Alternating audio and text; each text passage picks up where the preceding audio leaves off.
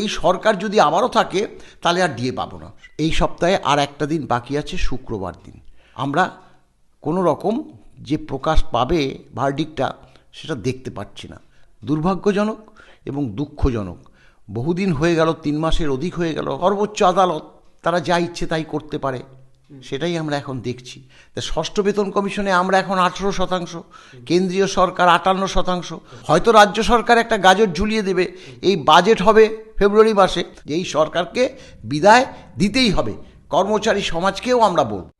Sir, আজ জানুয়ারির 8 তারিখ, একদম সকাল সকাল এসেছি আপনার কাছে।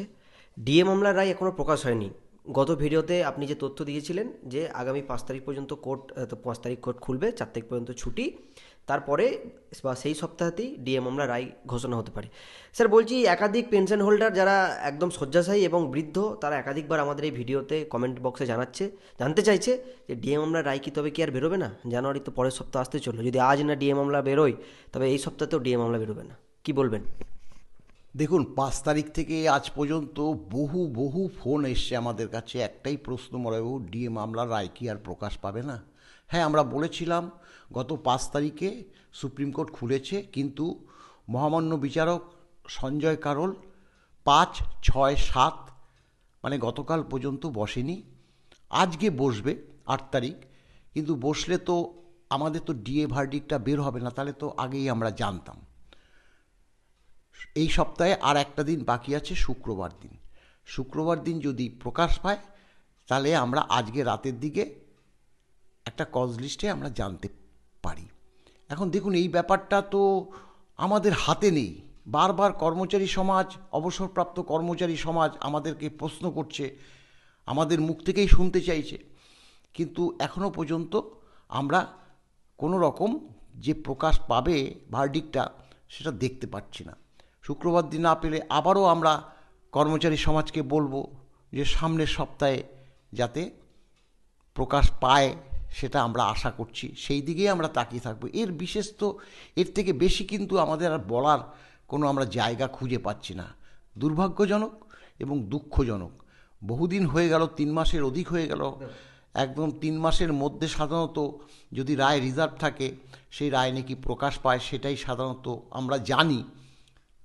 আমাদের আইনজীবীরাও বলেছে, কিন্তু তবুও সর্বোচ্চ আদালত তারা যা ইচ্ছে তাই করতে পারে, সেটাই আমরা এখন দেখছি। স্যার, নতুন পে কমিশন গঠন হবে এই নতুন বছরে, এবং ডিএ মামলা রায় তার সঙ্গে মানে ওতপ্রোতভাবে জড়িত, কিন্তু এখনও তা প্রকাশ হয়নি। না, ডিএ মামলা রায়ের সঙ্গে পে কমিশন জড়িত তো বটেই, কিন্তু পঞ্চম বেতন কমিশনের যে ডিএ, সেই ডিএর পরিপ্রেক্ষিতে ষষ্ঠ বেতন কমিশন হয়ে গেছে।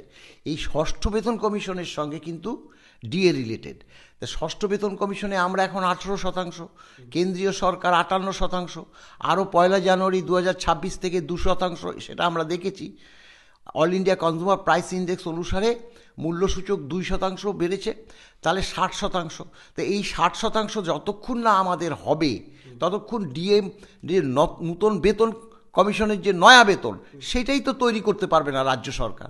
হয়তো রাজ্য সরকার একটা গাজর ঝুলিয়ে দেবে, এই বাজেট হবে ফেব্রুয়ারি মাসে, তখন বেতন কমিশন ঘোষণা করে দেবে। এটা আমরা ধারণাই করছি। এক কিস্তি দিয়ে দেবে এবং তার সঙ্গে বেতন কমিশনটা দেবে, কারণ সামনে যেহেতু ইলেকশন। অর্থাৎ মানে বেতন কমিশনের সঙ্গে ডিএ রিলেটেড, সেই রিলেটেড আমরা তো আশঙ্কা প্রকাশ করছি মাত্র 18%। কোথায় 58, 60%? কতদিনে সেটা আমাদের সেটা ফুলফিল হবে, সেটা তো আমরা সেই ভাবলেই আমরা শঙ্কিত, জানি না কি হবে। অর্থাৎ এই সরকার যদি আবারও থাকে তাহলে আর ডিএ পাবো না। তাই আমরা চাইছি এই সরকার বিদায় নিক। পরিষ্কার কথা, যে এই সরকারকে বিদায় দিতেই হবে।